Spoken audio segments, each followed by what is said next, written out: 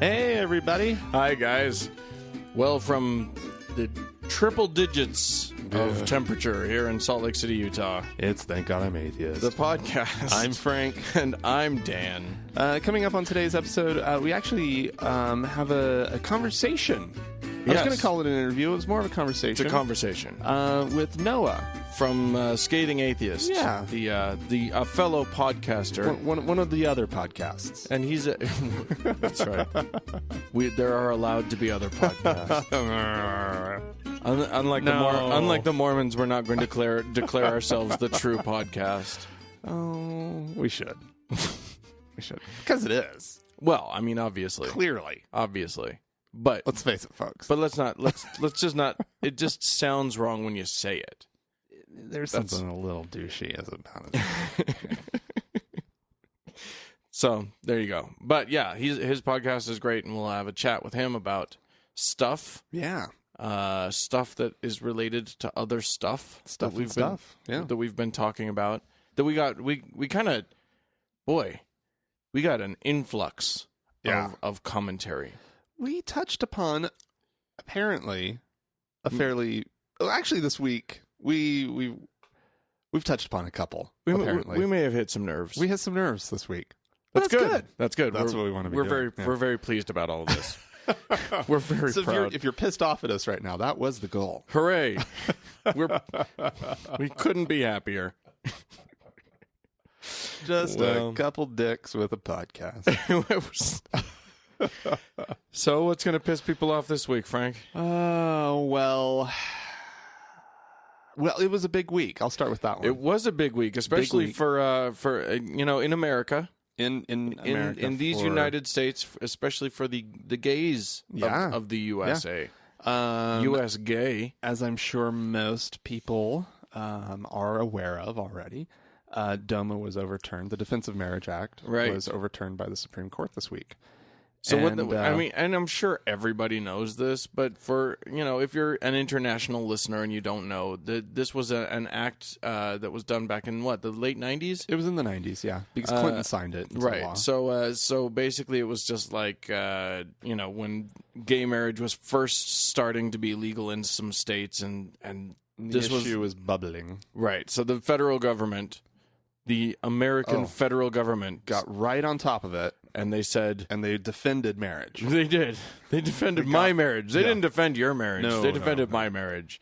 And they said... Well, I'm not married, so it doesn't matter. That's true. And then they said that only straight people get... all the rights and privileges of marriage. Of marriage. That are granted by the federal government. All of the federal goodies that come with being able to file your taxes jointly... And take the credits that you get with that. Exactly. And being able to, you get your spouse into the country if you married an international fellow or any gal. number of things. Being able to inherit your spouse's shit when they die. Yeah. That's what started this whole case. Yeah, that's true. So anyway, that law got struck down. Now, in jurisdictions where marriage has been declared legal, like on the state level, it is all those federal rights and privileges and responsibilities are going to trickle down to those married folks. Hooray. So hopefully they weren't doing it as just an empty gesture. Right. Because it was fairly empty gesture until just recently. Yeah, exactly. And so, not empty gesture. It was actually a gesture replete with emotional significance. With meaning and significance, just not the kind that has legal influence. Exactly. And so anyway, that got struck down. Yeah. But that kind of brings up an interesting thing because, and also the other thing was California's Prop 8, which was the largely Mormon-funded campaign for a statewide constitutional ban on queers getting hitched. Yeah. So after the state had legalized marriage. Fag marriage. Yeah, fag marriage. That's what we need to call it. Oh, yeah, that's cute. And so blah, blah, blah. The Supreme Court punted on that one, as the pundits are saying. And they let the lower court's ruling stand. Right. Basically, they were just trying not to step into or what would have been a really sticky issue for them. Right. And so anyways, gay marriage will be gay marriage is now legal in California once again, and they'll start performing them. I don't know when, in the next 30 days or something. Yeah, like that. yeah. And so this brings up an interesting thing, which is California is huge. It's enormous. A little over 38 million people. Is it the most populous state in the Union? It's the most populous state. It's as large as, if not larger than, a lot of European countries as far as population. It's larger than most, isn't it? Probably larger than most. I mean, there's like Germany, France and Germany, I think, that would they're big. Easily outnumber. I mean, France is like, well, I have the statistic right in front of me, 63.8 million people. Wow. But I have no clue what Germany Although I'm is, guessing that California is probably geographically larger than France. Yeah, I have no clue. It has to be in the neighborhood. Yeah. Or larger. I have no clue. No, seriously, no clue. But anyways, so this brings up a really interesting thing, because all of a sudden a large chunk of new people in this country are going to be getting fag hitched. Yeah. And along with other states that have either just legalized gay marriage or that will soon be where it will soon be legal, are Delaware, Maine, Maryland, Minnesota, Rhode Island, and Washington. Yeah. Which collectively aren't even close to the population of California, but still another large chunk of the country. Number. And at this point, I did the math earlier, and what was it, 98 million Americans now live in jurisdictions where gay marriage is legal. That's remarkable. Almost a third of us. Almost a third of the population. And so obviously this is going to bring up some weird constitutional stuff in the next few years. So it's going to be awesome. It's going to be awesome. But anyways, but I came across this interesting article that was talking about how in the last year, or by August 2013, in a 1 year span, the number of people globally who lived in places where gay marriage was legal will more than double. By August 2013. Yeah. That makes sense. Last year in August 2012, there were 288 million people in places where gay marriage was legal. We're just adding right now 296 million. Holy crap! People. Yeah. Brazil's the one that's pushing that number. Yeah, well, Brazil has a lot of folks. Yeah. That's for sure. I didn't even realize Brazil was doing it. I knew that South America's going a little bit gay nutty. Yeah, I right know. now. Well, Brazil had legalized. There were parts of Brazil that had legalized gay marriage, and so, but it was kind of just a small portion of the country. And then now with this, the rest of the country kicking in, it's a big number. Great. It's amazing. Big number. And then, but South America, right? Yeah, we got Brazil, Argentina, and Uruguay. Okay, is coming online. Yeah, so kind of crazy. Yeah, I want to say like Mexico. There's parts of Mexico, some states of Mexico. Yeah, not that they're South America, but they might as well be. They're more south than us. They're south of us. So that to me is South America. Totally. If they're in the Americas they're and they're south of in us. North America, there's no denying that Mexico is in North America. Right. I like to think of Arizona as South America, really. Yeah. Yeah. Hang on. I got it. So, but then also, we've mentioned a couple of these places before, but like South Africa, which is a fairly large country, has gay marriage. I always forget about that one. But they still appropriately hate the gays for an African country. Like when we were talking about acceptance of gays. Oh yeah, they're terrible. They're still low. But somehow they figured out how to make it legal, right? Even when acceptance is really low. Right. That's cool. That's a thing. I kind of like them for that. California, by the way, has is square mileage. We're talking 163,000 square miles. Ooh. France, do you want to guess? You said 163 for. Uh-huh. I'm gonna say that it's about 120. 260 square miles. Really? France it's that big? Yeah. You got to kind of squish California. It's the size of down. Texas, isn't it? I think I remember that. That may be. 260. I think it's close to the size of Texas. Let's look up Texas real quick. Hey, everybody. Tejas. We're giving you some geography facts. It's what we do.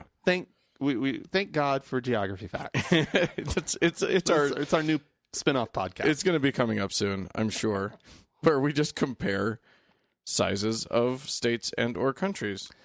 Let's see. The square mileage 268. Wow. For Texas. So close. Right in there. Close. Yeah. Remarkable and a fascinating fact. A great, you know what? That is like 3 minutes of solid entertainment for you people. Gold right there. We're on it, you folks. Don't try to say that we're not, because we're here for you. All right. Anyways, if you add those numbers up, I think this is great. By August, there will be about 585 million people in this world living in countries or states of countries where speaking of France, we added France in that time frame, right? Yeah. France is one of the big ones. They're one that's sort of counted in the being added by August. Yeah, that's a big one. Yeah, I'm going there. Oh, soon. Yay. France is lovely. I've been to France, but I've never been to I'm going to be in the south of France. Ooh, south of France, along the Mediterranean. You know, that'll be nice. Lovely.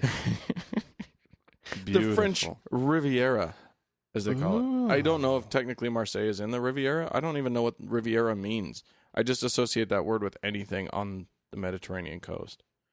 No. Yeah, it's not anything on the coast. I know. The Moroccan Riviera. No, I mean like with the French Riviera. Oh, you mean... Well, there's the Italian Riviera. Yeah. I don't know anything about that either. Yeah, I just associate it with that area. It's like up in the little area, up at the top of the boot. Yeah. I don't think anybody cares about the Italian Riviera. Oh, you should care about the Italian Riviera. You care about it. Yeah. Okay. The only difference is the trains suck. And the country's fairly dirty. Yeah. Well, there you go. France is clean and the trains are great. That'll be nice. Italy, it's dirty and the trains suck. Good to know. That's the main difference. That's how you. And they don't speak the same language. If you look around and you don't know what language to speak to someone. If you've been traveling and you don't know what language you're supposed to speak, take a whiff, look for garbage, and you'll know. Yeah. No, it's fairly true. And the more garbage there is, the further south in Italy you are. Indeed. Yeah. Indeed. Of course. And the trains because as everyone knows, garbage in this country or in the world falls toward the equator. Well, yeah, it falls down. Spin of the planet. Right. It's the Coriolis effect. It is technically garbage down. It's mostly France and Switzerland's trash. Right. Just strewn about Italy. Leaks into Italy. Yeah. Well, I mean, it works here too. Not true. I mean, Canada's garbage Canada is much nicer and cleaner, and then suddenly it falls down here, and then we're not quite as clean, and I'm going to stop before I get to Mexico. Yeah. Careful. Although I've been to Mexico. Up at the fence. That fence is a mess. It's a gross. It's a disgusting fence. Don't go to the border. They really should tear it down so it can flow back into Mexico because it stopped. Mexico's getting all nice and cleaned up. I know. God, tear that fence down. Tear down that wall. Mr. Gorbachev. Anyway, I'm going to move on before we get in even more trouble. Johanna on the Facebook clued us into a little story I wanted to talk about. Okie doke. So after this whole DOMA thing went down, let's go to Pennsylvania. Where the Pennsylvania House of Representatives, you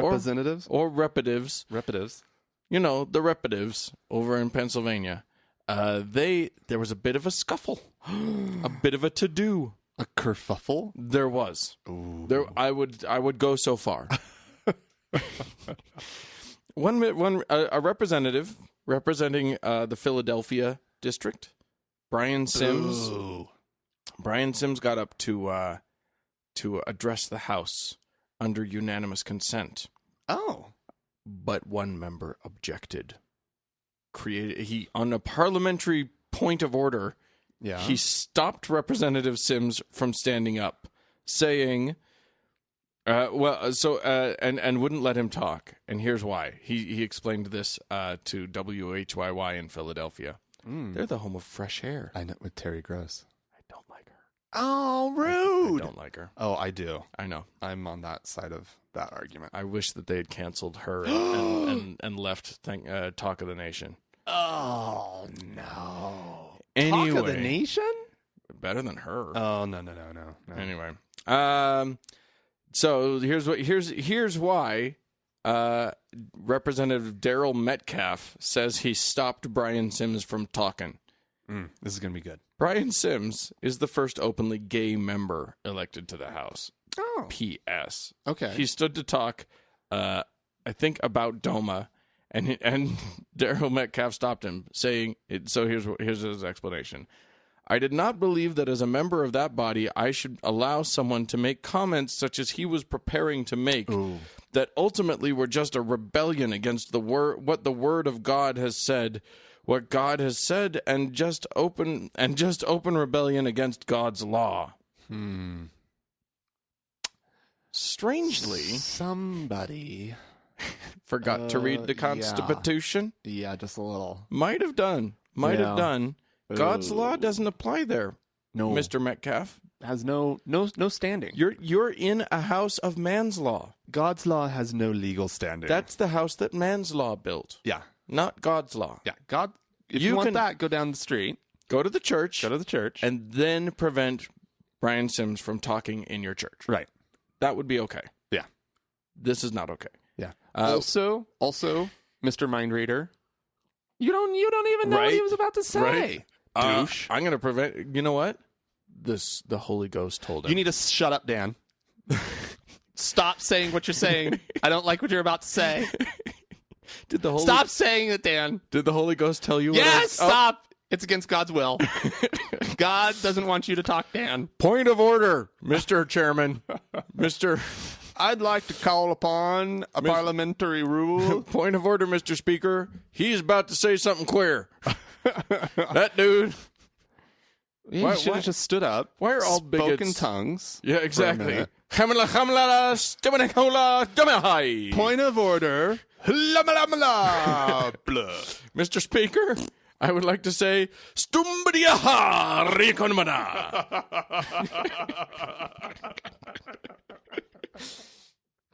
I like it.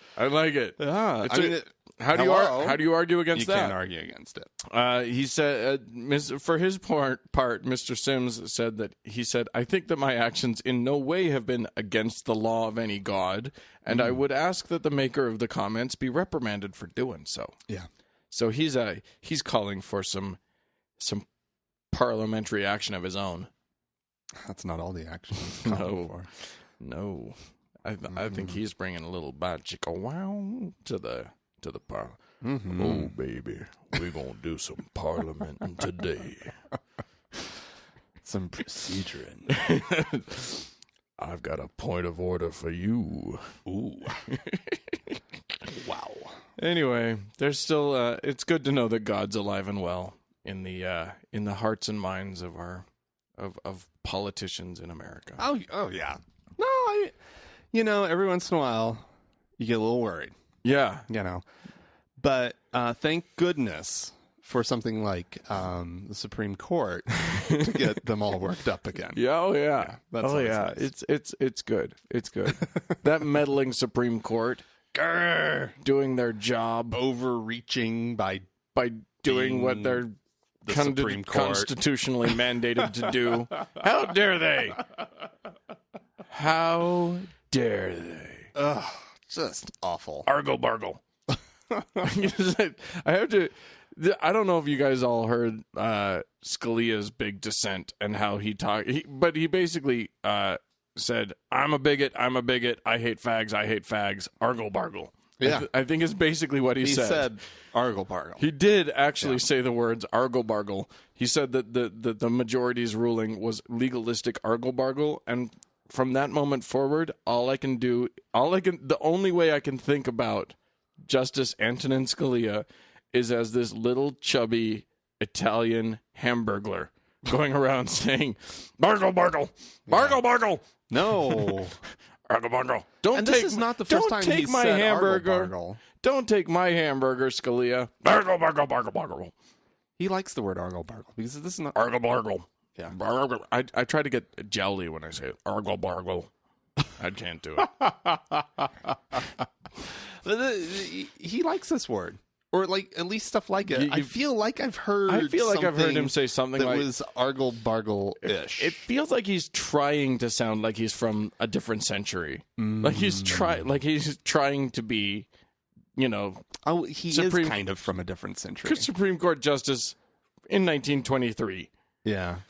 Yeah. This is nothing but a bunch of hobbledehoy. Well, he was a Coolidge appointee, wasn't he? I think it was Coolidge. Teddy Roosevelt. Teddy Roosevelt was like, "That's a bully idea. We'll clear out the argle bargle." Say. Well, no, he's. We actually looked up. Think 77.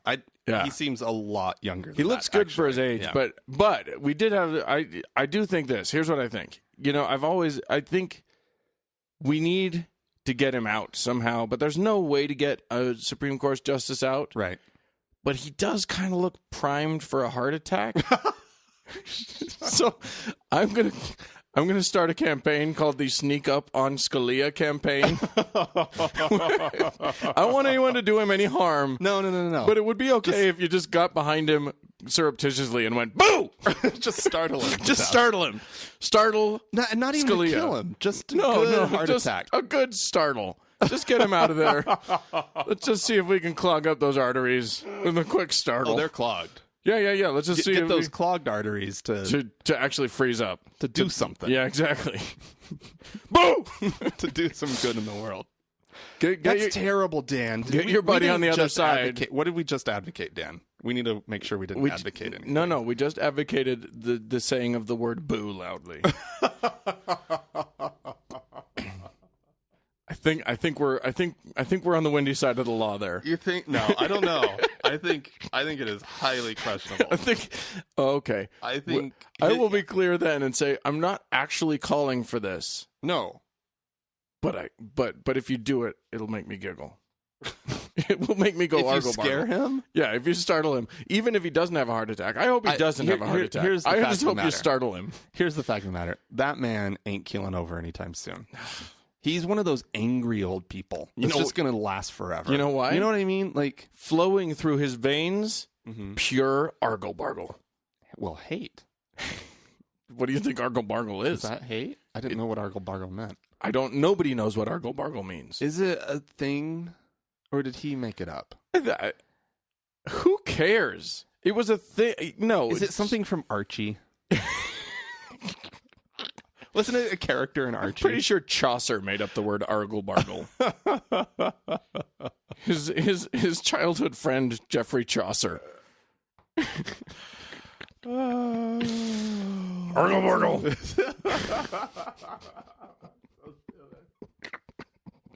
Okay, we have to move on. We're moving at a glacial speed on this episode. All right. Just getting mired down in argle bargle is what's happening. Amazing. So apparently, according to a recent study, some researchers have determined that Christians are happier than atheists on Twitter.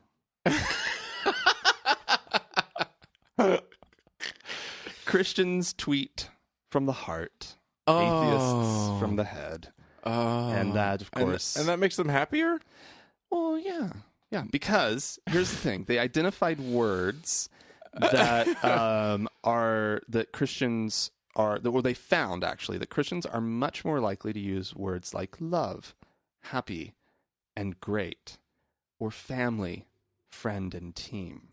Okay, so that's what they're saying Christians tweet about a lot. Whereas atheists, they found, use words like bad, wrong, awful, think, reason, question. Well, boy, those are unhappy. Those are very unhappy words. Very, very, very unhappy words. Oh my gosh! You know what? It's funny because my initial impulse was to kind of go, yeah, because I see a lot of atheists tweeting a lot of angry messages. Mm-hmm. I mean, Christians are a majority, atheists are a minority. Mm-hmm. Being a minority who is demonstrably oppressed. Sure. Makes you mad. You want to tweet some mad shit. Yeah. However, it's not like we're not seeing Christians tweeting all their argle-bargle about war on Christmas and all of that sort of shit. I think they're ignoring all of that stuff. No, because they were just looking they were just seeing what words they tend to use. And they didn't like go in and say, that's okay, nonsense. Who's using the words bad and who's using the words love? They didn't go that way. They just found that atheists and also, well, how do you even figure out if somebody's a Christian or an atheist on Twitter? Exactly. So what they did is they looked at they looked at the followers of specific people. So they have 5. In the case of Christians, they found 5 Twitter handles to follow. Okay. The one for Pope Benedict. Oh. Joel Osteen. Okay. Rick Warren. Conservative political commentator Dinesh D'Souza. Uh-huh. And Joyce Meyer. I think I've spotted a possible problem with their methodology. And then for atheists, they went with Dave Silverman. No, they went with Richard Dawkins. Okay. Sam Harris, Christopher Hitchens, Monica Salcido. Did you just betray the fact that we're not plugged in with the atheist community and Michael again? Shermer. I don't know how to say Monica Salcido. I think her name is Triple Salcow. Salcedo. I don't know. Salcido. I don't know either. Monica. How do you pronounce your last name? We're bad. We're bad. We need to start going to some conferences. The last two, those 2 last names, they are, one of them is a fiercely outspoken atheist blogger, and the other one is a science writer for who founded the Skeptics Society. So if those names don't ring a bell for you either.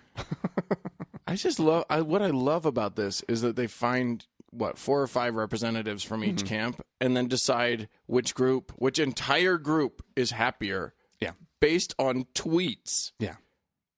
I think, now wait. They're not saying I think it's the fair. group is happier in general. They're saying they tweet more happily.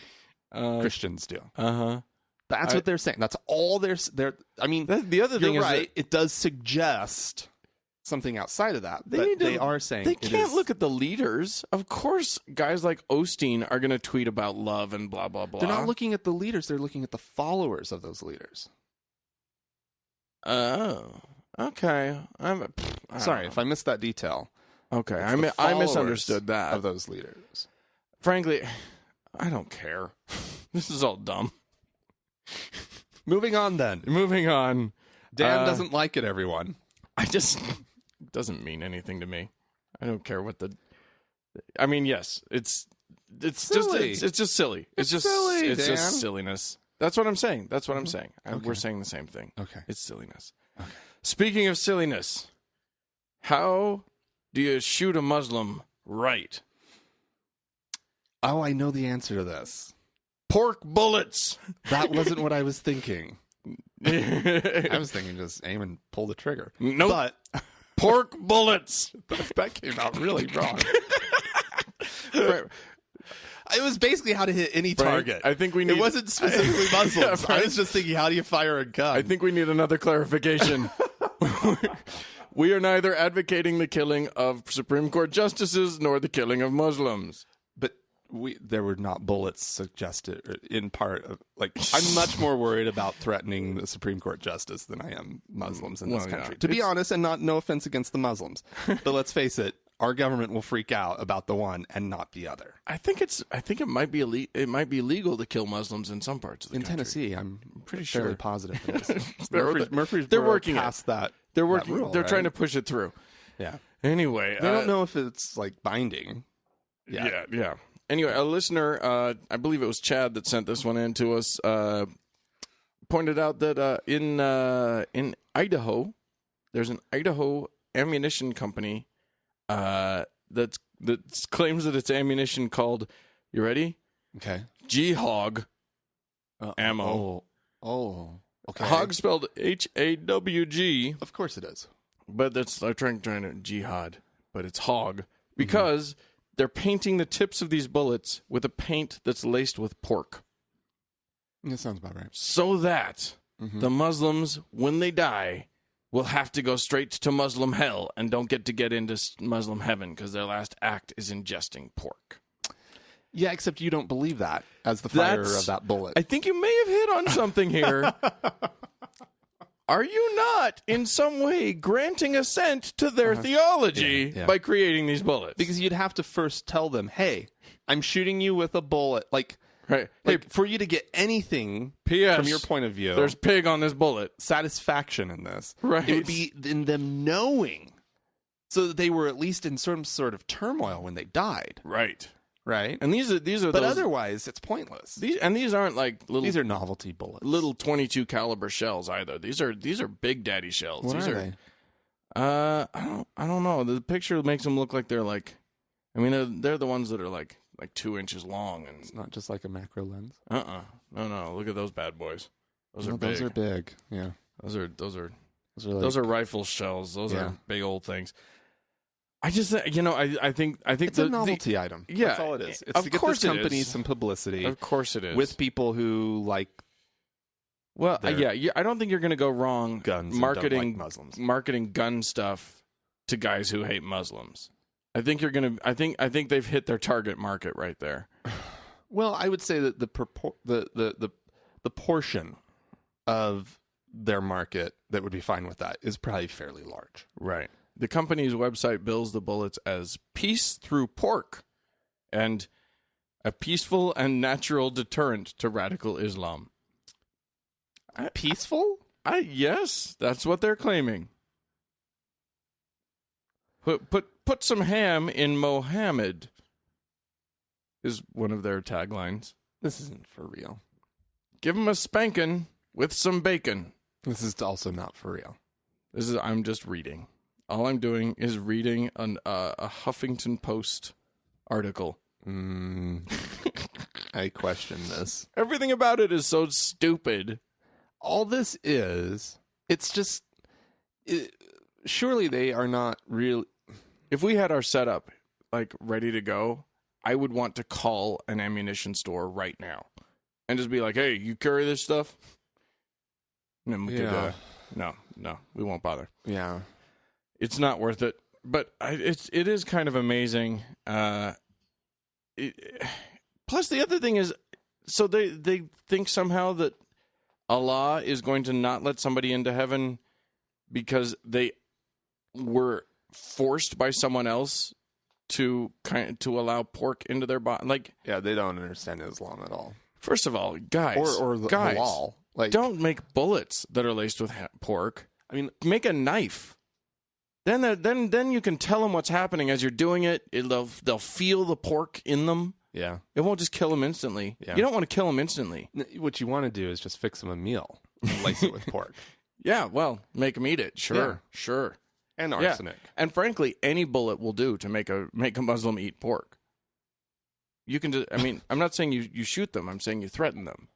Don't make the... I have a feeling... Frank's making the argle-bargle face. We've had 3 stories so far.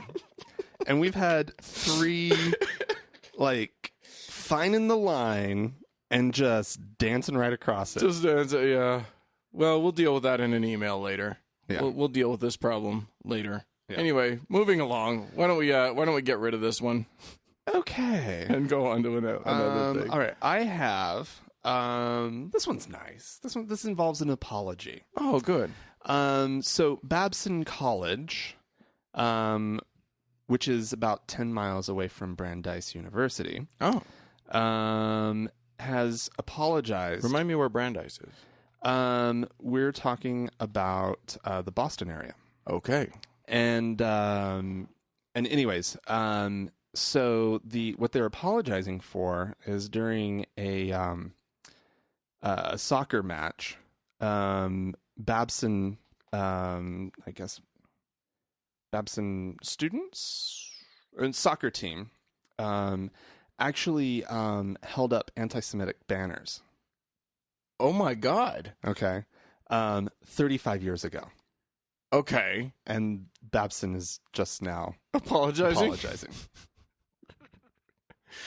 So first of all, there are two big, like, shame on you, Babson. One for the thing that happened 35 years ago, right? And then the thing that took them 35 years to do, right? Yeah, that's they never remarkable. apologized. What did the banners say? They had such comments as "Happy Holocaust."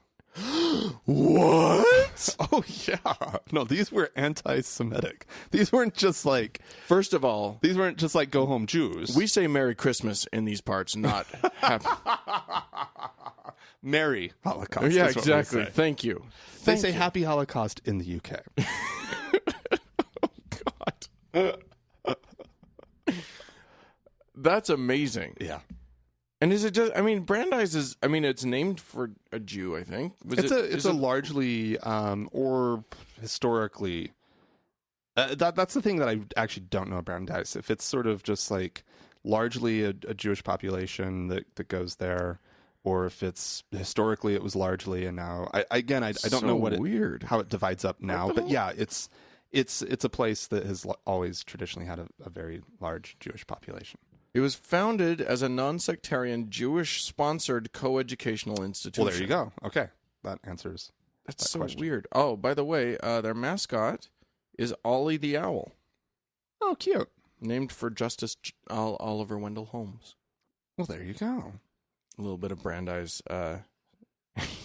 stuff for you.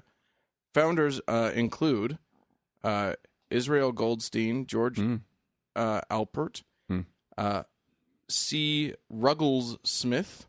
Ruggles? C. Ruggles Smith. The reason I'm doing this is because I'm getting to this name, which is Albert Einstein, and Albert and Abram Sachar. I'm not reading very well. I just like that Ruggles was involved. Ruggles, but also Einstein is a big name. So clearly, a place that you would want to insult. Yeah, obviously. And then wait 35 years to apologize. I guess you have to say, good for them, they finally apologized. I guess an apology, you should never say, oh, you took too long to apologize. But you kind of took too long to apologize. Oh, totally.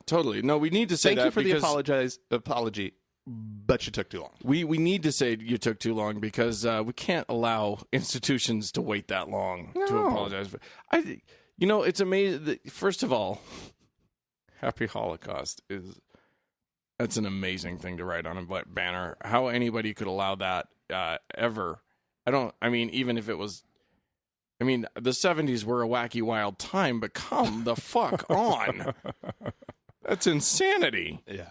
And you're saying, yeah. Well done.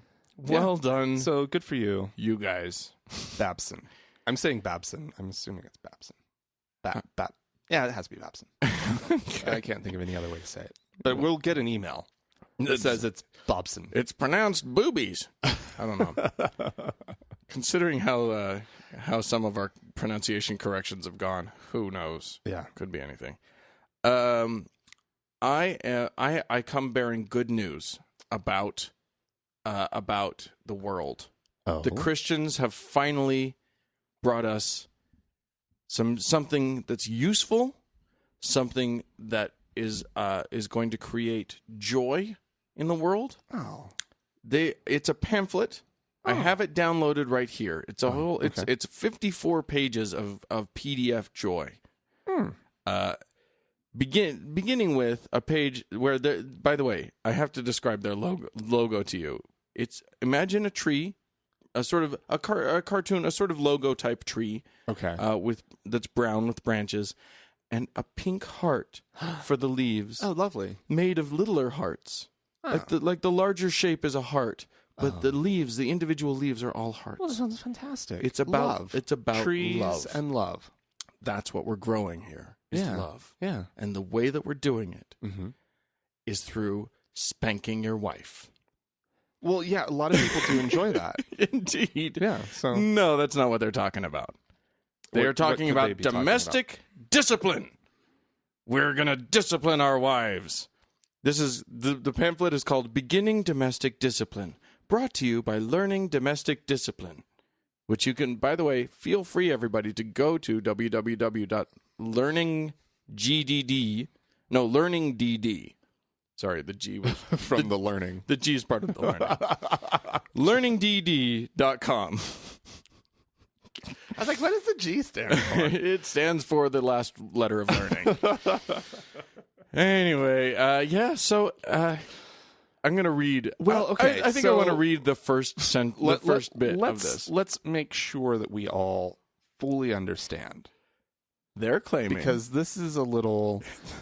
okay. Perhaps... I'm gonna guide us in 1950s-esque. Or, AD 2. Yeah. It could be BCE, 55. Yeah. Or it could be right now. It could be that this just barely came out. The packet's writers describe the movement as follows. Okay. Domestic discipline is the practice between two consenting life partners in which the head of household, or HOH, takes on... they watch Big Brother? Right. Takes the necessary measures to achieve a healthy relationship dynamic, the necessary measure to create a healthy home environment, and the necessary measures to protect all members of the family from dangerous or detrimental outcomes by punishing the contributing and thus unwanted behaviors for the greater good of the family. Wow. So wait a second, though. I mean, this woman is consenting to being spanked. Yeah, otherwise it's abuse. She has to consent. But as a good Christian woman, she knows that her man is superior to her in reason and in interpretation of Bible. I'm wondering, do they document her consent? Because clearly this goes on for a minute, gets a little out of control, or she just changes her mind. Right. And she's got the bruises to show for it. Yeah. And he gets in a heap of hurt. Let's back it up. Let's back it up. You're getting way ahead of yourself here.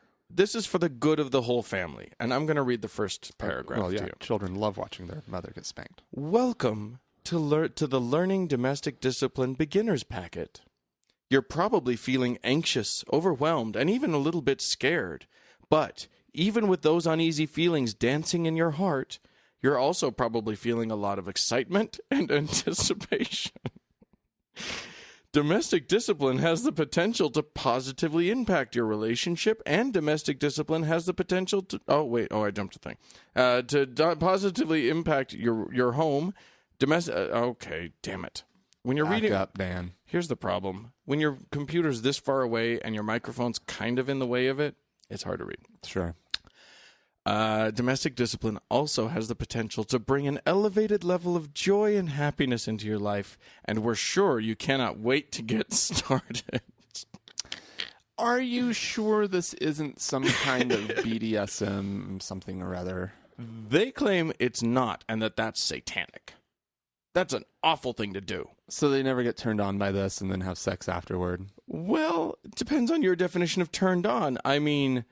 If you're feeling, if you have feelings dancing in your heart about it, one could claim... Sounds like being a little turned on. Yeah.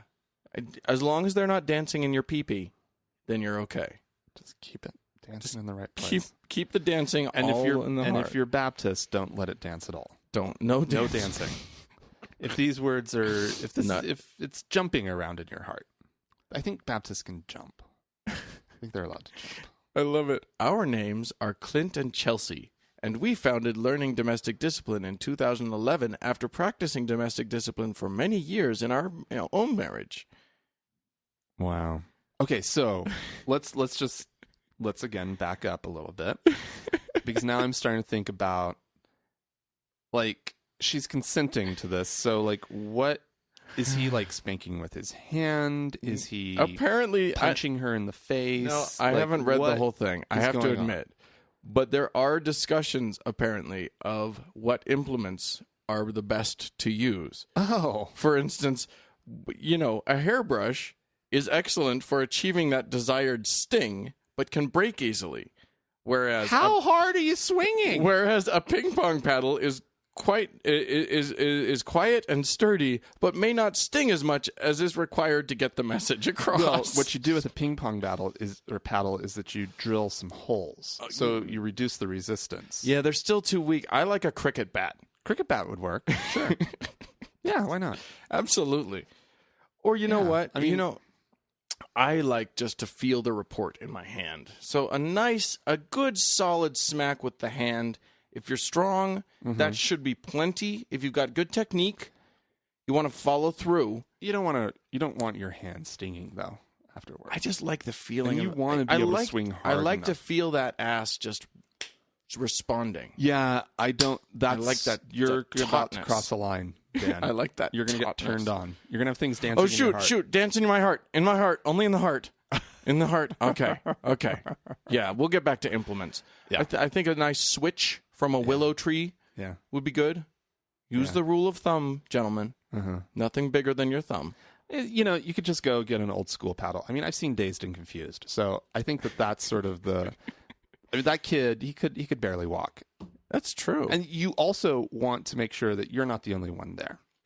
First of all, you need witnesses, but if you have other participants, you don't need witnesses. This is for your home. This is for the sanctity of your home. I think you need to maybe your children. Maybe your children need to witness that people can say that you did not cross the line and that she consented. What you want is only her, and you want her word against yours. What you need is, before any of this happens, you need to have one conversation with a whole bunch of people in which she says she's okay with it, and all those people call the cops. Not if she's something's wrong. Not if she's a grown woman. It's domestic abuse. It's retardation. She's submitting to domestic abuse. It is utter stupidity. And what is she getting out of this beyond getting spanked? She is learning how to be a good wife, how to be a submissive. She's not learning jack shit. She's learning how to oppress her damn self. She's learning that she's not worth anything. And isn't that the most valuable lesson of all? Frank's baffled. I'm incensed. This is just so much argle-bargle. No, it's. I don't even think it's argle-bargle, Dan. I think it's wrong to use that word. I think you're right. I think this is beyond argle-bargle. This is horror. Oh, fuck it. Ladies, if you're stupid enough to submit to a man who thinks he's so much smarter than you that he needs to discipline you in the home, then you get what you deserve. Fucking goddamn it. Down. What? Kick him to the curb. This is the idea. We all know that we need to kick these men to the curb. Yeah. Let's find these guys and spank them. They need to be spanked. Who spanks them? Nobody. What makes them so great? They are endowed by Jesus with extra brain. I doubt these men aren't endowed with much. No.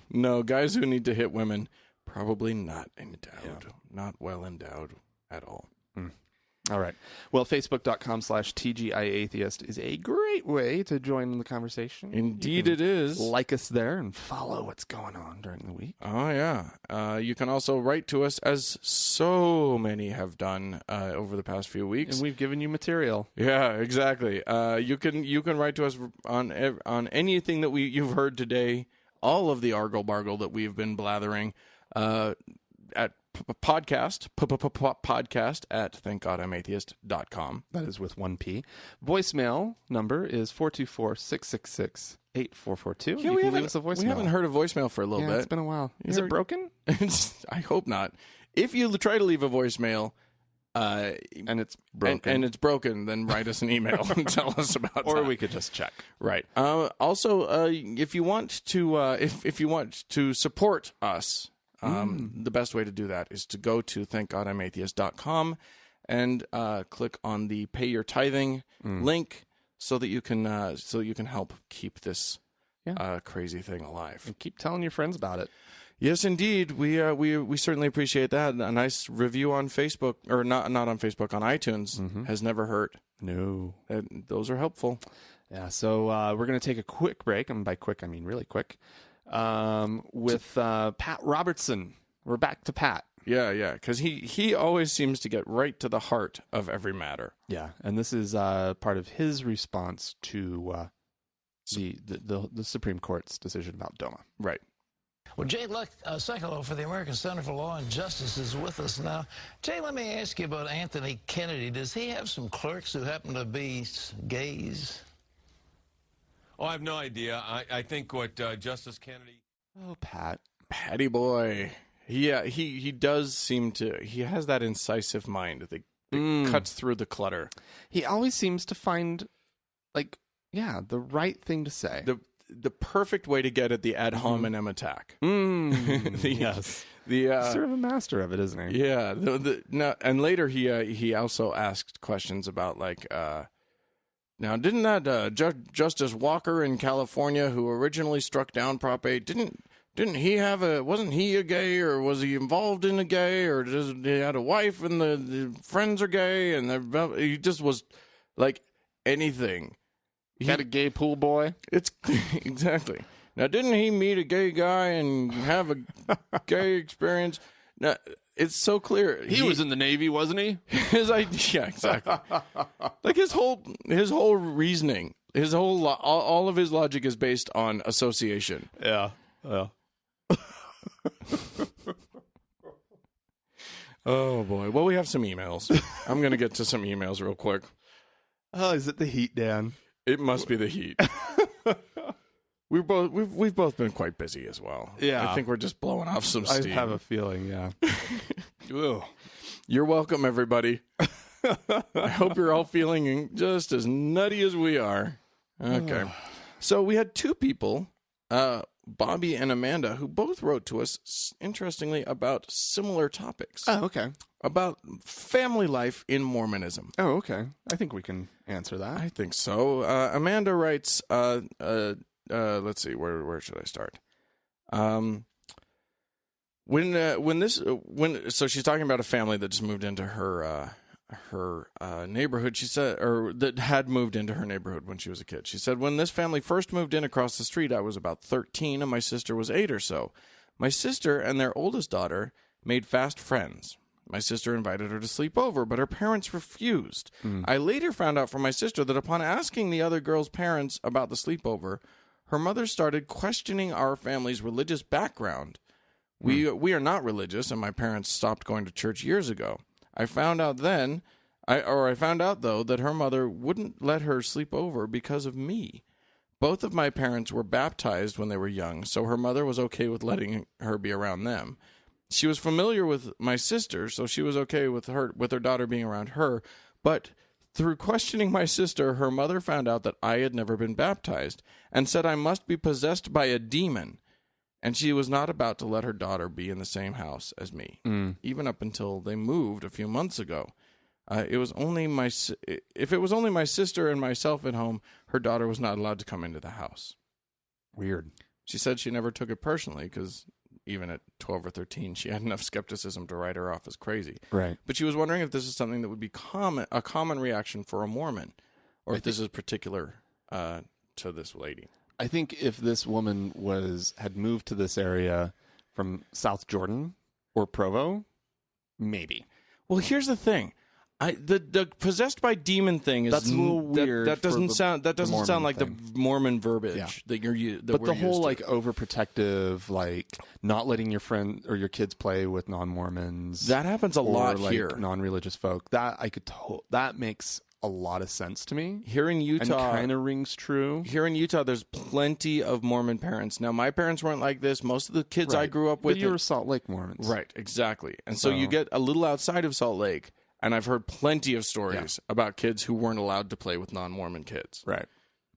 So that element is there. The The possessed by demon thing is a little weird. That is strange. That was definitely her own brand of crazy Mormon. Yeah, that's not something that most Mormons go to. Yeah. I'll move on to Bobby. Bobby says, "Hey guys, I love the podcast. I listen to you while I'm at school here at BYU in Provo." Oh my. Well, hi BYU.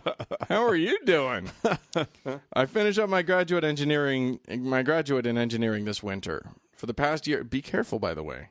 They've been known to pull people's diplomas.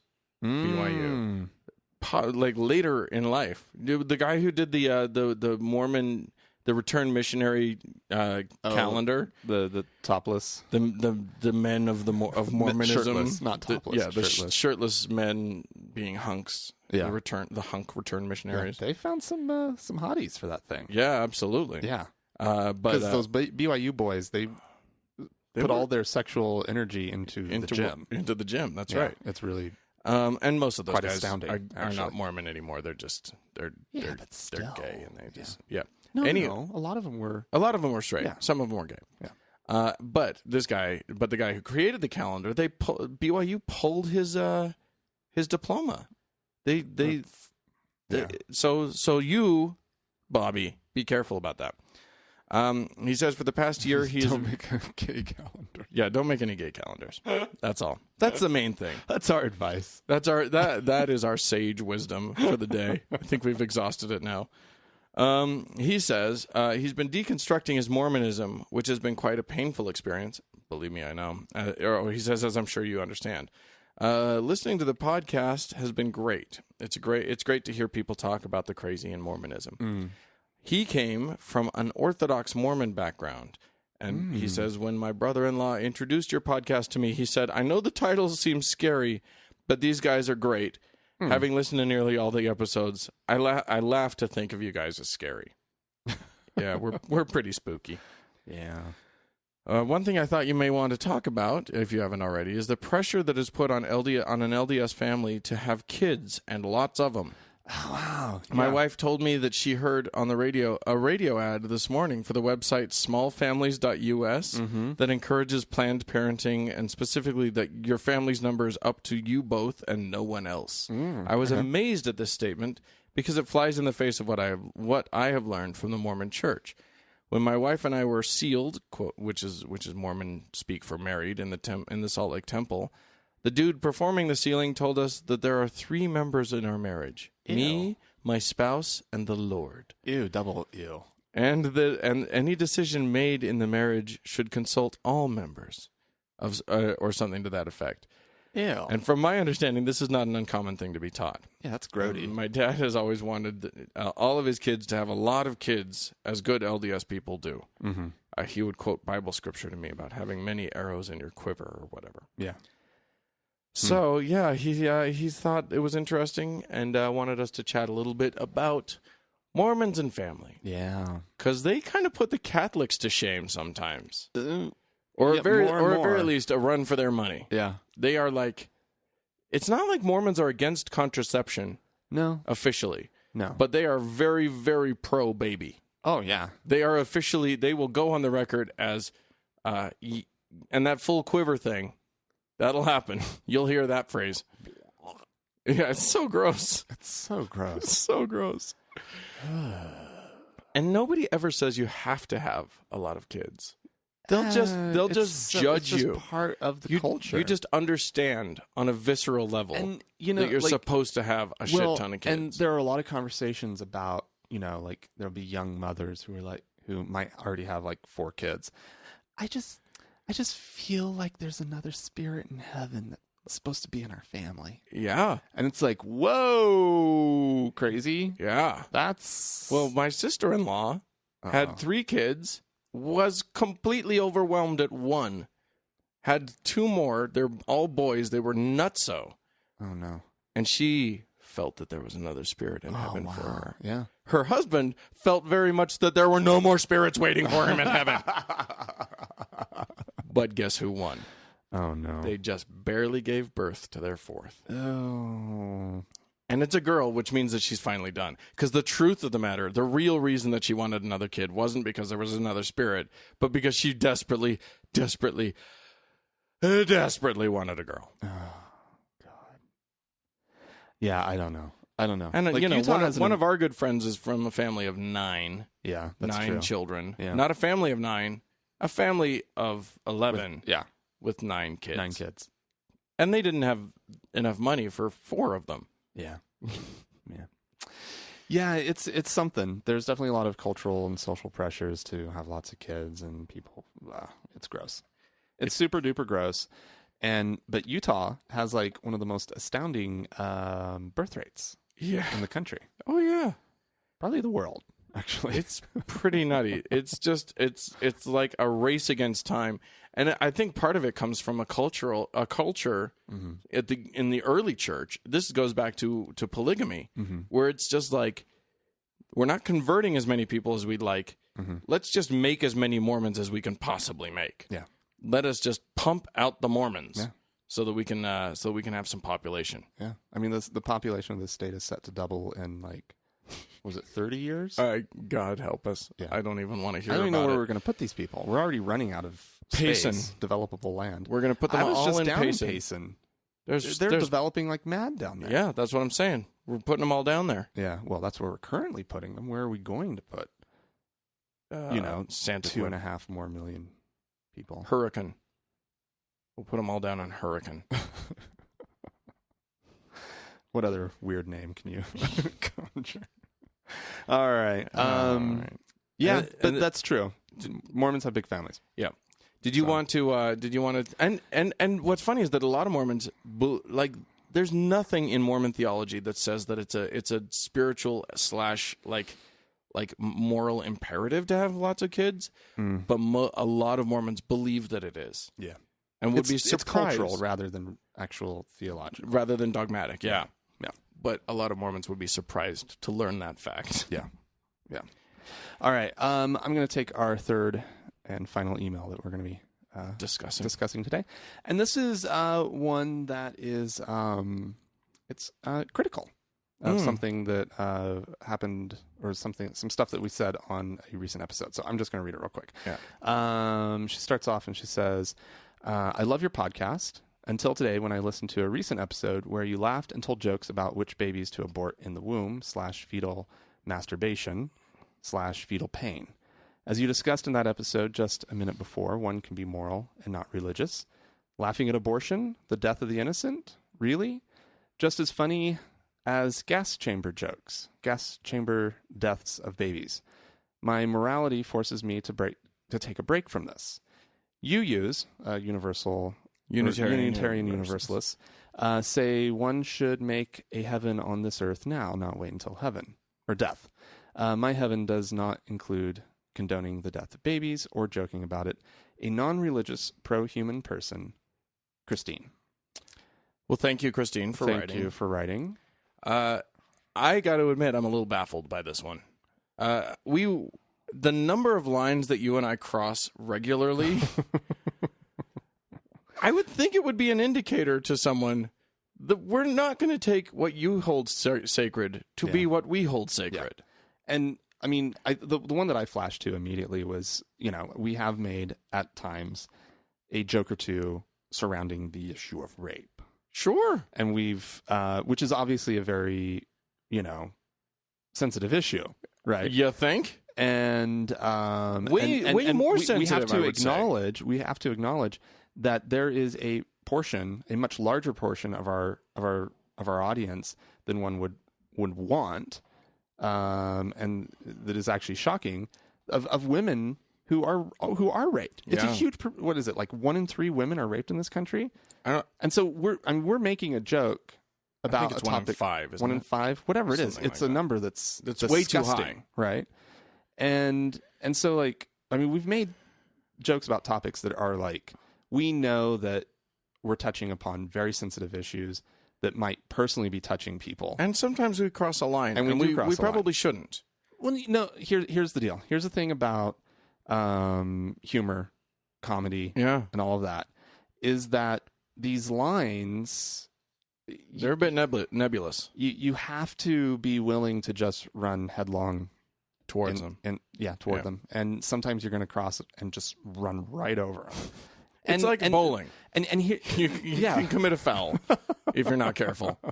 I mean, the thing is, like, this, I want to kind of part the curtain just slightly for a lot of our listeners, because right now we do have a lot of new listeners. We do. Our numbers have exploded recently, and so there's a lot of new people to the podcast. And so I kind of want to just part the curtain just for a second. Dan and I do not script this. No. We barely outline it. we outline it. We know what stories we're going to do. I don't know what stories Dan's doing. He doesn't know what stories I'm doing. We like to surprise each other. We like to have it be spontaneous. And seriously, like, I don't sit around writing out jokes. No. And neither do you. No. And this is all extremely off the cuff. And so we're there. So, like, I mean, even when we're having discussions about, like, in the second half of the show, we're talking about some issue that we're delving into, and it seems like our thoughts are evolving as we're going. Yeah. Right. Which we've heard some people kind of criticize us about as well. There's a reason for that. It's that because we're just having a conversation. This is not polished media. This is supposed to be a conversation. Exactly. It's designed as a conversation. Yeah. The whole idea is that it's a conversation. Right. But, you know, relating back to this email, to Christine's email, I got to say, like, I'm not with you, Christine. Mm. Here's where you've lost me. You're assuming that your morality is morality. Mm. You're assuming that because you think that abortion equals a baby dying, that we all have to accept that abortion equals a baby dying. Right. Well, that's not what we all accept. Right. I would venture to say that most of our listeners don't see it that way. Yeah. So, yes, we offended your sensibility, and that's fair. Right. But A, get over it, because this is a humor show. Right. There's going to be stuff that we say that you don't agree with. And B, what really offends me about this email? I mean, if we offend someone, okay, that's fair. You're saying though you're offended by this? I'm offended by the presumption that her morality equates to other people's morality. That's part of what we're fighting against. Right. Is this sense? I mean, there are some universal morals, moral principles, but I mean, I think that certainly the abortion issue is not a settled issue. Right. And you can't treat it like it is. Right. And, you know, she's just taking the same line that all of these Christians take, which is, this is murder. Yeah. And it's definitively different. Yeah. So that's what offends me about this. That's what I don't like. I don't know that I felt sort of offended, but I would take issue with the bringing this idea of morality into the fact that we made a joke. Honestly, you can make jokes about anything. She says just as funny as gas chamber jokes. I can think of some funny gas chamber jokes. Yeah, frankly, yeah. Not now because we've ruined the mood. Yeah, the whole mood's broken. Yeah, so way to ruin our gas chamber jokes. Yeah, kind of gas chambered us. Exactly. You put humor in the gas chamber and dropped in the pill. And by that, no, don't explain. Let's just move on. We're done. We're done. We're done saying things and then backtracking slightly. Yeah. Let's not take 3 steps forward. Let's just all take a moment and remind ourselves that there's not just one group in the history of the planet that's ever been put in a gas chamber. That's all I'm going to say. Right. Gas chambers exist outside of certain events. Why is that even necessary to mention? Because we're dealing with a sensitive. Okay. She. I think that, you know, I don't want to completely discount the fact that she was offended by what we were saying. No, you know, like I would take issue with the idea of being like you can't. There are times when comedy, and I don't think that we're comedians. I've never thought we're comedians. I think we're just two guys having a conversation, right? Like, this is not a comedy show. Two funny guys having a conversation. I will acknowledge that we make each other laugh. But we're not comedians. But anyways, but when I go, and I guess I can only talk about the way that I sort of seek out comedy. when I'm like listening to somebody's stand-up routine, I'm watching something, whatever. I feel like they've crossed a line for me. That's me. Yeah. And if they keep crossing it and I just don't find them funny, then I turn them off. Yeah, then you do what Christine said she's doing and you just turn us off. Yeah, that's exactly. fine. Yeah, but you can't scold us. Yeah, especially not on moral grounds. No.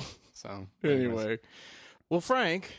Yeah, we've had a lot of emails lately. Yeah, this is true.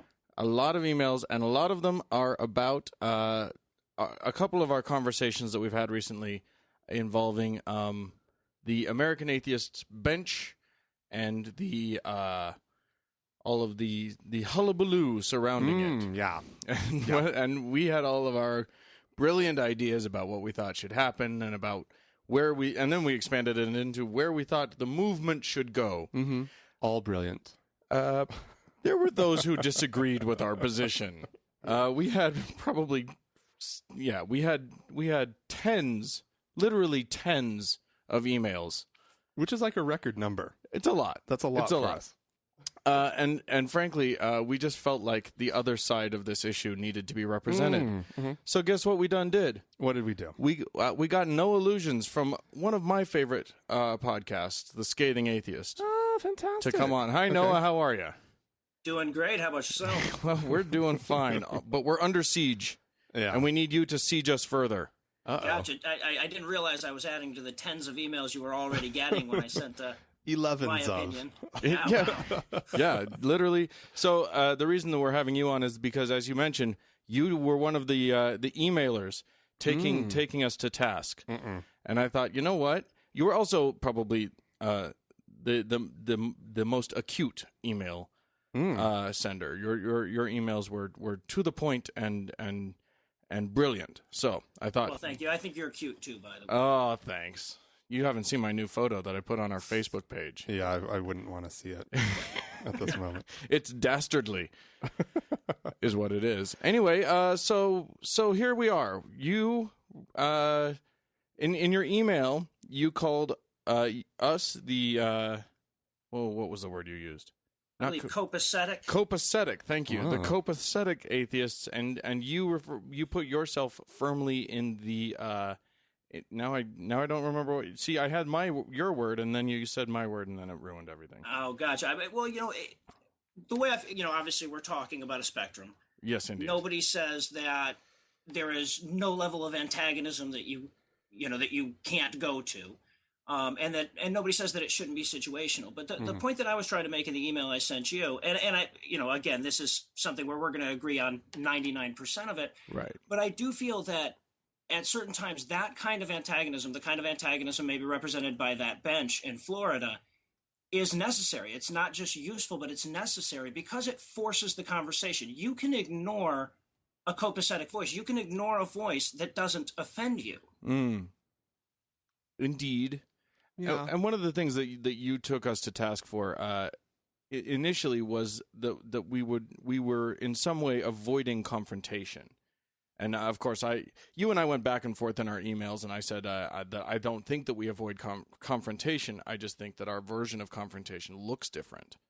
But you were a strong voice for the word you used is the acerbic side of atheism. So help me understand what it is that we gain. Now, so you're saying what you're saying, I guess, is that an acerbic voice is one that's harder to ignore than one that's speaking quietly. Absolutely. Okay. If you use the I'm sorry, I don't mean to interrupt you. No, go ahead. Go ahead. I was going to say, using the example of the bench in Florida, if we were to put something up there that's just a representation of the importance of church and state, it may send a message that we're above the fray and that we're gonna engage you on this intellectual level. But a lot of people aren't ready to engage on that level at all. I saw a recent poll that showed 34% of Americans favor making Christianity the state religion. 31% that believe in young earth creationism. These people are not going to respond to, hey, church and state, boy, that's a really good founding part of our nation.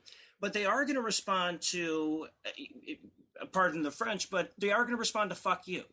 And if, as you're, this was all prompted by an emailer that you discussed on, I believe it was episode 83, a guy named Scott, who said that, obviously there are two faces that we have to have. We have to simultaneously be that copacetic voice that, that can talk to your mother-in-law or your liberal Christian neighbor and explain what Christianity is all about. But when we engage with the fundamentalists, especially legally, we need to be, and I'm going to use his term, it needs to be, quote, barring surrender, they will be sorry, I got the wrong quote here. In terms of the legal campaign against fundamentalism, it needs to be a no-holds-barred, slash-and-burn campaign to the death. Now, maybe that's going a little too far in the terminology, but I agree with the sentiment there, that we can't afford to be copacetic if they're not. And when they're putting a 10 commandments, 6-ton 10 commandments outside of a courthouse, and we say, hey, would you mind moving that? And they say no, and then they get the legal authority not to. I think the only way that we can respond is to say, all right, you insulted us, we're going to insult you back. I don't see how a copacetic voice at that point really benefits the movement. Well, I hear what you're saying. I guess part of what I'm getting to, and I've read a lot of these emails, and to me they make sense. They make a lot of sense. Maybe what I'm getting to in my thinking is that there are venues in which different voices are appropriate, and venues in which they're going to do more harm than good. When you say, Noah, that fuck you is sometimes the only thing they'll hear, I would counter that by saying, yeah, they'll hear it, but they won't hear the message behind it. Right. All they'll hear is antagonism. Right. I think that absolutely that's the point I would want to make, is that, that 31 or 34%, whatever it is, nothing's ever going to get through to them. And so for my mind, it's that other percentage, whatever it would be, that maybe might be a little bit more reasonable, that would be willing to listen, that would be willing to be engaged. But there's that certain group that will never be engaged, and I don't think that we need to worry about them. And so that's why I wouldn't say fuck you to them, because I don't care about them. You know what I mean? Like I don't know. Does that make sense, Noah? No, absolutely. And there are, I will admit readily that there are definitely people that you lose when you take that attitude. But there's also people that you gain from that. And you're talking to one of them. I was never a religious person, but I was into that. Well, it was religion. It's the hippie, new age, spiritual religion. Uh-huh. And I gave that up because smart people were treating it like it was stupid. And I said, you know what, damn it, my thing isn't stupid. The thing I believe, I'm going to prove that this thing is, oh, wait a minute, it is stupid. Matt Dillahunty says basically the same thing, that the antagonism forced him to say, no, you know what, I'm going to prove you guys wrong. If you think this thing is stupid, I'm going to prove you wrong. And then when he started looking, of course, he became not just an atheist, but an outspoken atheist. Mm. So I think sometimes that voice is going to resonate with some people. Yes, it'll turn some people away.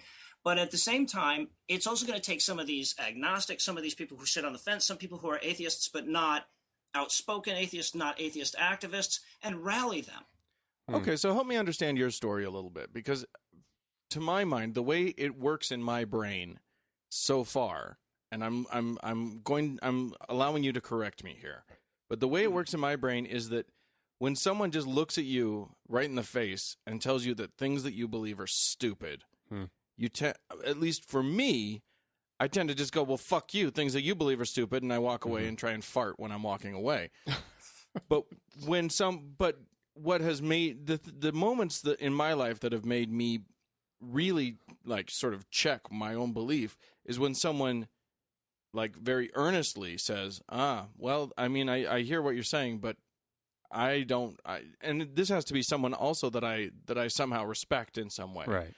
They say, I can't go along with you on that. And I go, holy shit, someone that I respect isn't going along with me on this. And that's what makes me jump to it. So in your life, was it a big old fuck you that brought you to your revelations, or was it someone that you respected sort of challenging you? Well, it's a combination of both. And I should say that I feel like we need, obviously, that voice as well. We need that ecumenical voice. I feel like when you're on that one-on-one conversation, you definitely want to be that person. You don't want to, I would never advocate telling somebody to go fuck themselves to their face or taking that antagonistic attitude. But if I'm on a podcast, if I'm in a debate, something like that, it's a completely different thing, because then you have more people than just the person you're talking to listening in. Right. I would think that for most people, for myself and for most people, it's a combination of different approaches. What drove me away from my parents' religion was watching Monty Python and reading Douglas Adams, and just seeing that, okay, this is just something that you can lampoon as silly. And what took me away eventually from the pseudoscientific thing that I replaced it with was quite simply, it was the Penn and Teller approach. That as acerbic as you can be, just ignore, like there is no merit whatsoever to this belief. But now, once I reached that point, it took somebody who was a little more ecumenical. It took like a Stephen Novella kind of a voice, a respectable voice that doesn't take it seriously, but at least takes it seriously enough to explain why it's silly. Right. So it's a combination, I think, of those voices. I think that we need all of that. And of course, like I say, there is definitely a level of acerbic that you never want to go to. But I think that a good balance, a good chorus of those voices, the first one shocks you. And yes, you walk away and you might be calcified in your beliefs, but sometimes for some people, that sticks with you. That insult sticks with you, especially if that insult comes in the form of a logical argument. Right. Well, a lot of what you say, that makes total sense to me. And one of the things that I really would like to pull out of what I just heard from you is the notion that there are different venues in which different kinds of speech is going to be more helpful. I think, with shows like ours, with a show like yours, people seek us out. And so the people that are listening know to some extent what they're getting themselves into. Exactly. They want to hear, either they're Christian and they want to hear what the opposition side is saying, or they're atheists and they want to hear, something that's gonna help them in their processing of their beliefs. So I agree with you that, I love your show, and you guys don't pull any punches, and you guys, you're brilliant in your excoriations of theology. Why, thank you. You're very welcome. So I totally agree with you that there's a place for that.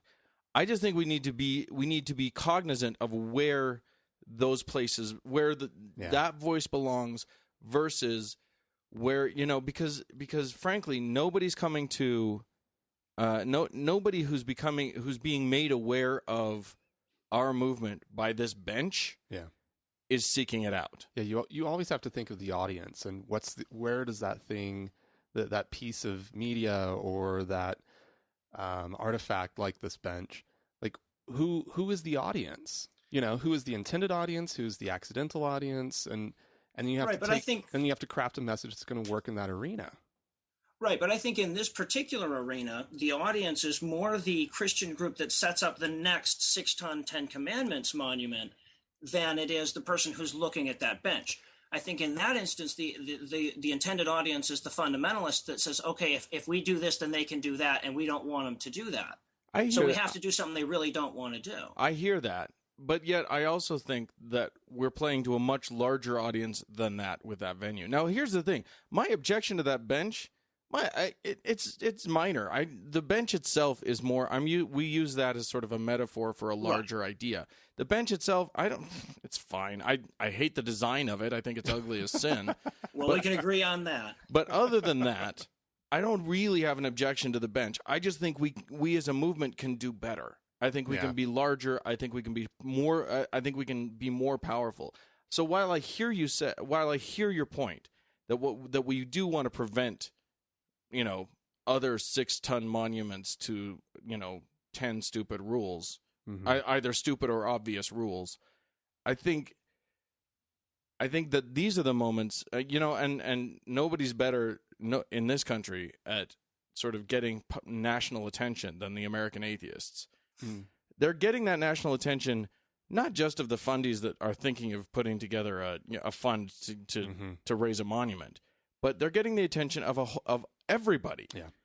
So it's those moments where are we missing opportunities to capture people's ear in a way and craft a message that's much larger than just fuck you. How dare you put your monument on my ground and whatever. Yeah. You know what I mean? It was a fuck you monument.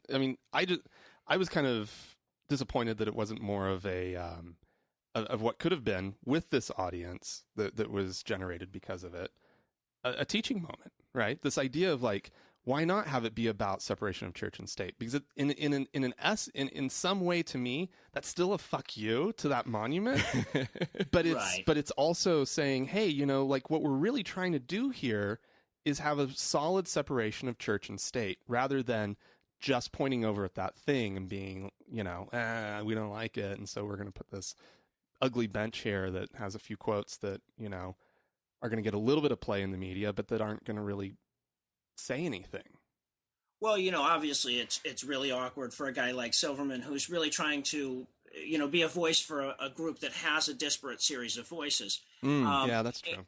You know, and I'll definitely agree that, you know, it could have been done better, but one thing that I'd like to offer in defense of that acerbic approach is, if you look at the new atheist movement, which is clearly defined by taking a more acerbic, more insulting, more direct approach to atheism, rather than responding when they come in and try to pray in schools or teach creationism, but the one that takes the fight to them.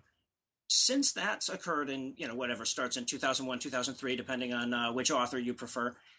And since then, the number of atheists, the number of people who identify as atheists has gone up immensely. Now, obviously, I can't draw causation to that, but what I can say is that clearly the acerbic approach hasn't drawn away so many people that we can't still grow our numbers with it.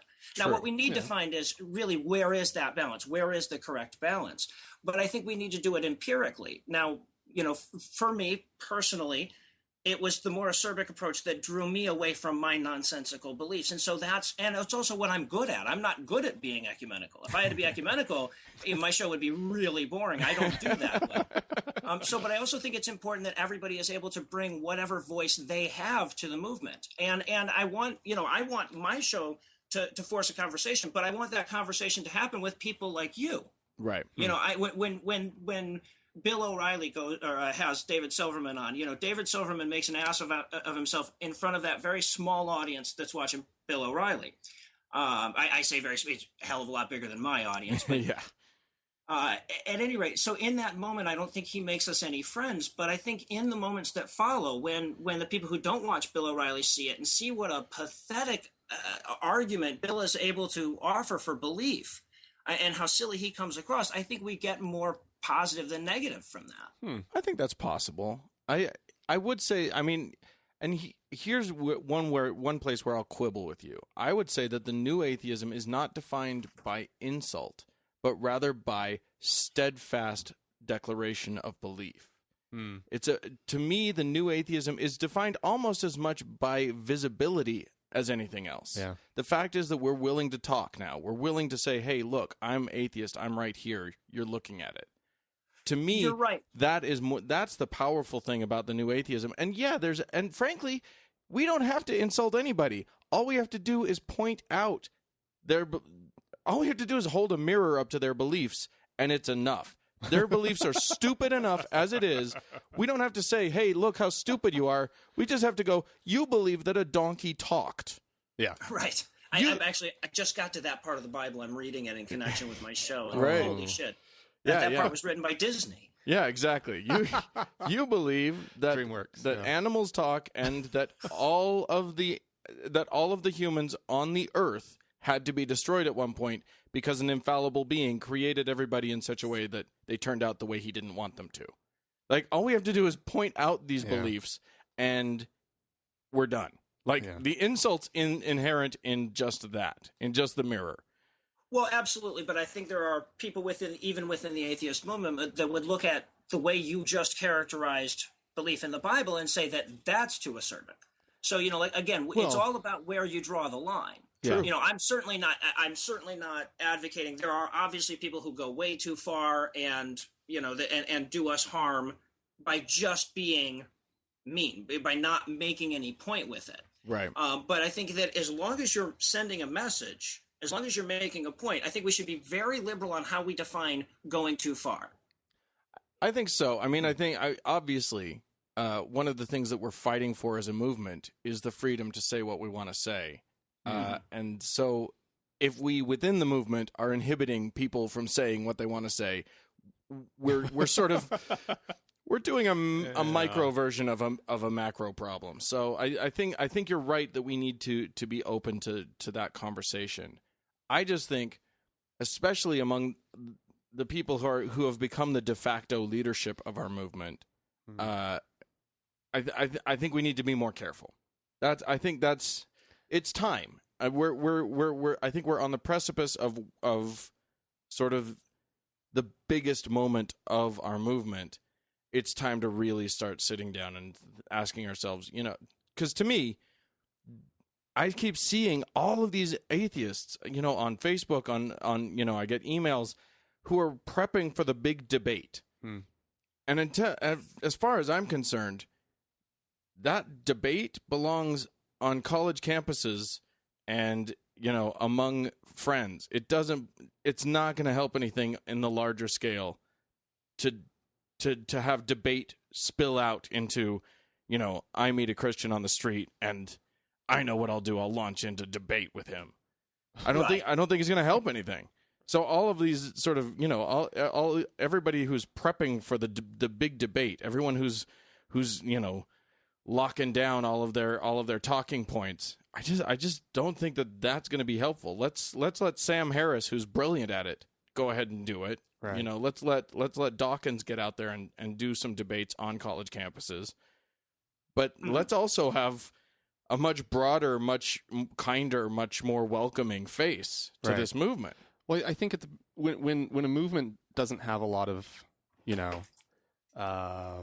visibility, that's the word I'm looking for. When you don't have a lot of visibility, you do have to sit in the corner and yell for a minute. You do have to scream. You do have to get attention. You do have to. That's true. You know what I mean? Like you have to sit there, and that's something that American Atheists did a really, really good job of. And I'm starting to just feel like we might not want to be yelling in the corner anymore because we've kind of moved out of the corner, right? Like maybe we still do need them from time to time, or we still need them. We still need that attitude from time to time, that willingness to scream and to yell and to get attention. But I think we're moving past that. I think we're out there more. We're more visible.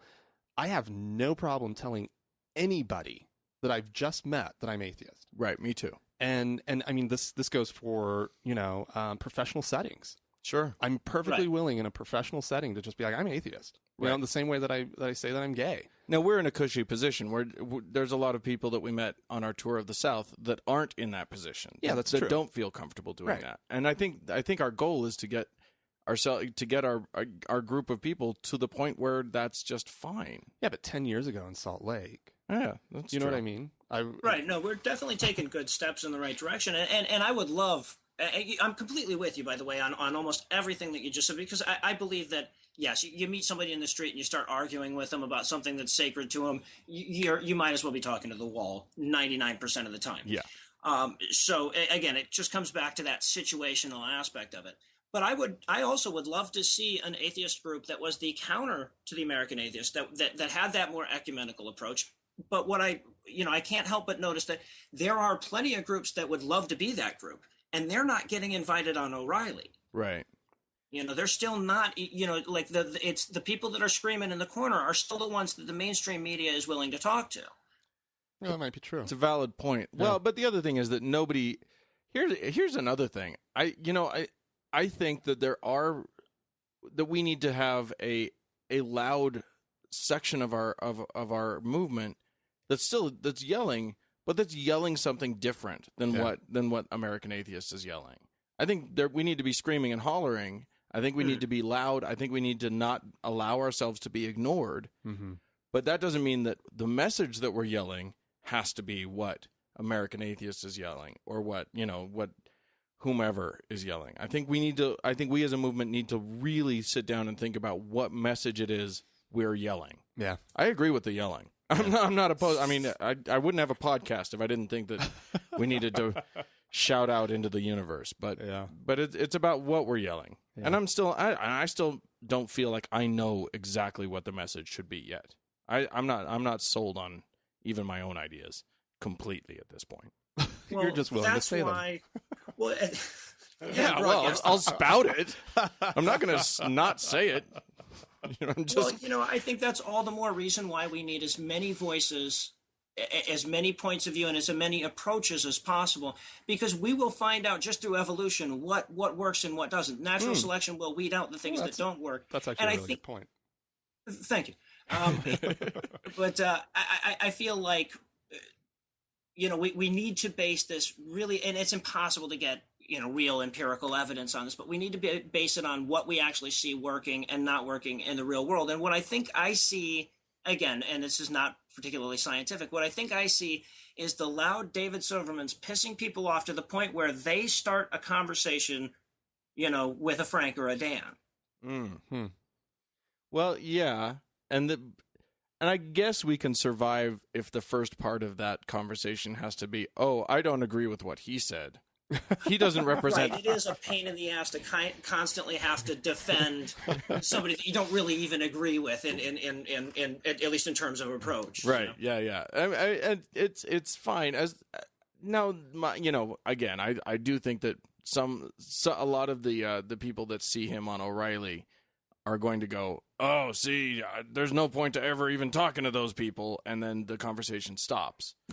But, maybe there are people for whom that, maybe that guy, that stopped conversation guy, when someone like me or Frank says, oh, by the way, I'm atheist, while we're working together, maybe down the road he has some questions. Hey, did you see blah, blah, blah? And then, a conversation can start that way. I suppose I think you're right. I think I'm fairly convinced on the point that we need to be sort of now's the moment in our movement when we need to be observing what is and isn't working. Mm-hmm. That's smart. Good job, Noah. Why, thank you, sir. This is why we had you on. I knew there was a reason. I knew we'd get to it at some point. I think that's good. And frankly, I don't think that we need to say we can't be empirical about this, or we can't. I think we need to. Hey, who out there is a college professor or something? Let's get some studies going on what works and what doesn't. Luke Galen from Reasonable Doubts podcast, if you're familiar with his work, he's looking into quite a bit of this, and he's got some really interesting stuff to say. And hopefully someday he's going to write a book, and we can add it as a guideline for us.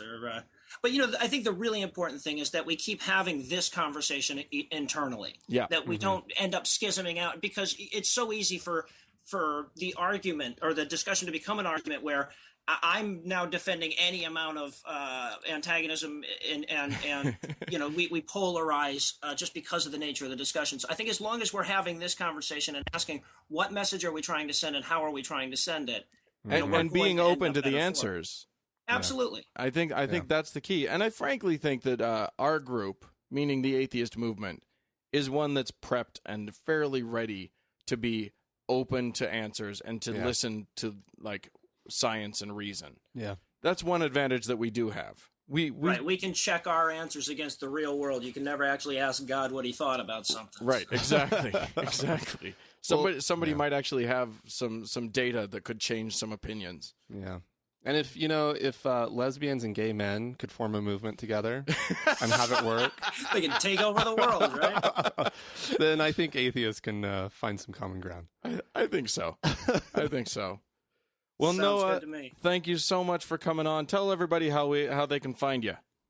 Well, you can check us out on the iTunes, the Stitcher, or you can just go straight to scathingatheist.com and get it straight from the horse's mouth. Awesome. Cool. It's perfect. It's a great show. Highly recommend it. Everybody go out there. Thanks for coming on, Noah. Yeah, thanks for Noah. having me. Thanks a lot. All right. We'll talk to you another time. All right. Take care, guys. Bye-bye. Bye-bye. Well, that was a nice conversation. You see what can happen when people actually just talk to each other rather than at each other? Oh, that's nice. Miracles. I tell Small miracles. It's small miracles Here on TGIA. Conversant miracleization. That's what I'm going to call it. Well, that was great. Let's congratulate ourselves. I'm shaking my own hand right now. Well done. Yeah, good. Yep, good job.